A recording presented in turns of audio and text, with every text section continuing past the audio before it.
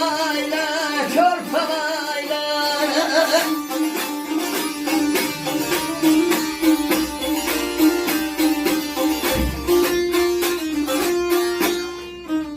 Gelen bize kulak as, gel.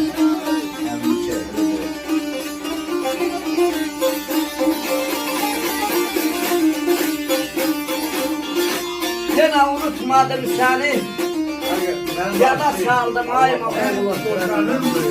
Abad olmuş yerinizde konak kaldım ayma oğlu. Kendin adı. Hoş gördük, hoş geldin. Damağımda kaldı tadı.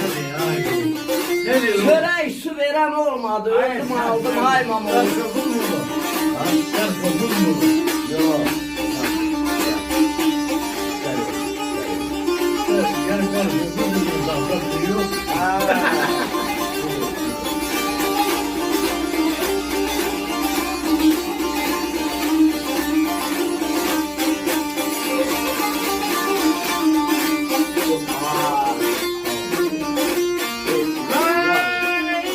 Ay, bunu okuldan ağzından. Okuldan ağzından. Ay dile.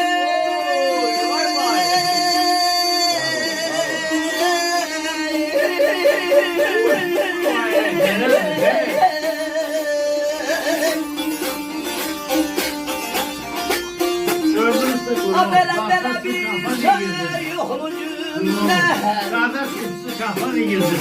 Bela bir şey yok ucunda. Kesmediniz çizakümden ayamanıma.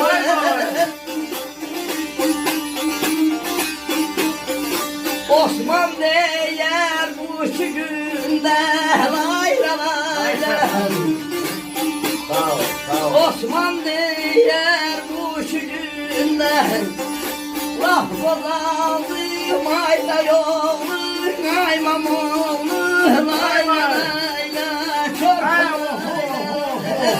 Ay oku.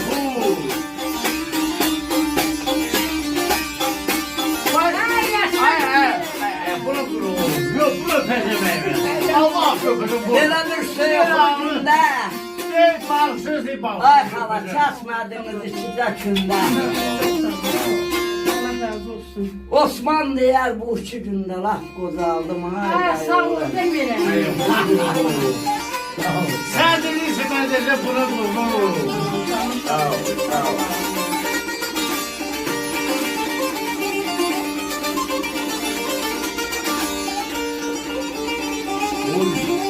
Yüreğine kurban. Evde sultana kurban.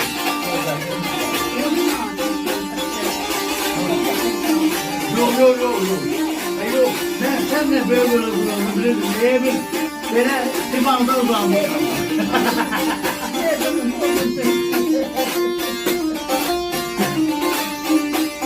Ben buna koyuyorum. Başlığın sezası.